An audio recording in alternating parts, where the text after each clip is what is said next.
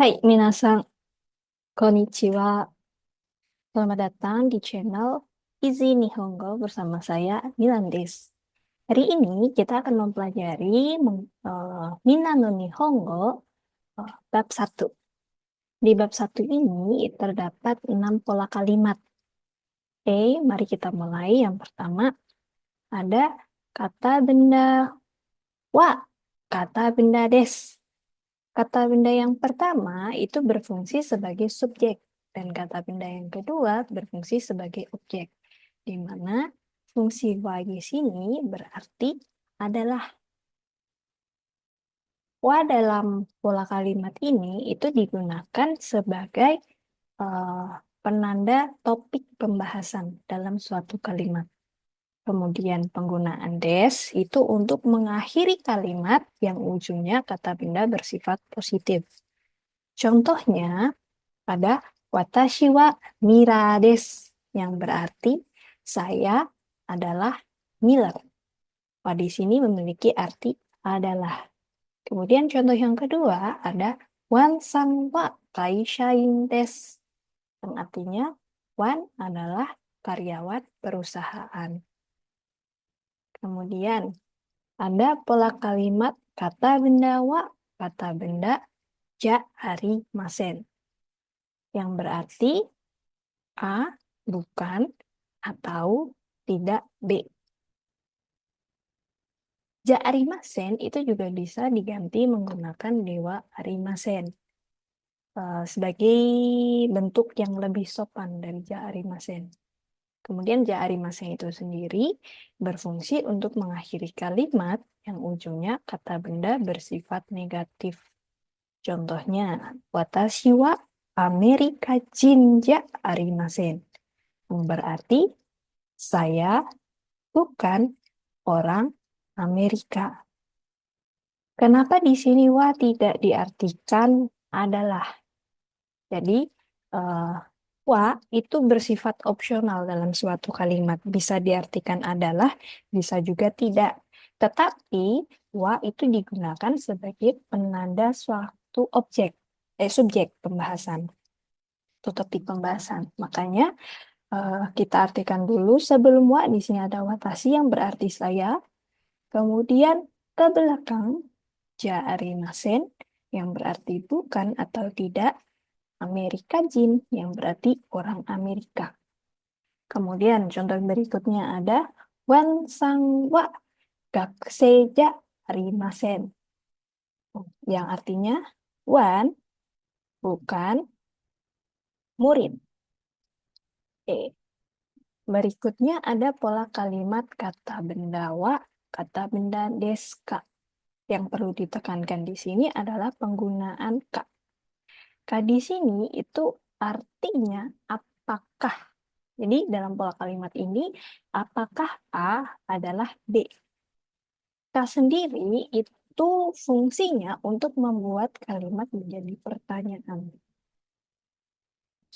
Apabila sebelum ka itu ada kata tanya seperti nani, dare, doko, itsu, maka ka itu melebur dengan kata tanyanya.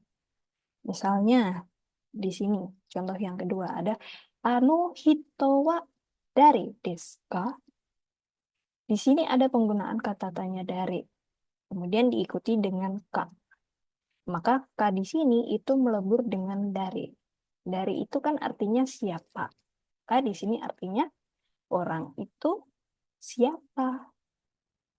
Kemudian contoh yang pertama itu ada anu hito wa Kimura-san desu ka? Karena di sini nggak ada kata tanya yang berupa nani, dari, doko, itsu, dan lain-lain, maka ka di sini itu diartikan apakah. Jadi kalau diartikan kalimat ini adalah apakah orang itu adalah Kimura? Oke, lanjut. Kemudian ada pola kalimat kata benda sebagai subjek diikuti dengan wa. Lalu ada kata benda spesifik diikuti no, dan kata benda inti dan diakhiri dengan des. Oke, di sini menekankan penggunaan no. No itu dalam pola kalimat ini itu berarti dari atau punya. Jadi tergantung konteks kalimatnya. Jadi kalau diartikan A adalah C dari atau punya B. No sendiri itu fungsinya untuk menspesifikkan dua kata benda atau lebih. Yang pertama, kata benda spesifik berupa tempat diikuti no dan kata benda inti no di sini itu memiliki arti dari. Contohnya, watashi wa IMC no shain desu. Berarti dari sebelum wa dulu diartikan saya adalah karyawan dari IMC. Kenapa di sini saya kasih tanda kurung? Karena bersifat opsional. Jadi kalau diartikan saya adalah karyawan agensi pun juga bisa. Kemudian di sini ada kata benda spesifik berupa orang diikuti no dan kata benda inti yang memiliki arti punya. Jadi kepemilikan. Contohnya, kono hong wa wansang no hong desu. Jadi kalau diartikan buku ini adalah buku punya Wan. Jadi Hong ini merupakan kata benda inti dan Wansang itu merupakan kata benda spesifik yang berupa orang. Makanya no di sini berarti punya kepemilikan seseorang. Baik, selanjutnya ada pola kalimat kata benda diikuti mo, diikuti kata benda lagi, diakhiri dengan des. Yang berarti A juga B. Jadi, mau ini berarti juga digunakan ketika B ini, kata benda objeknya, itu sama. Contohnya, ada Santosu san wa Brazil jin desu. Yang artinya, Santos adalah orang Brasil. Kemudian ada kalimat lagi, Maria san mo Brazil jin desu.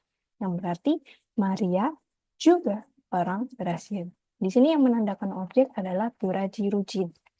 Dan di sini juga Burajirujin. Merupakan objek yang sama, makanya menggunakan mu.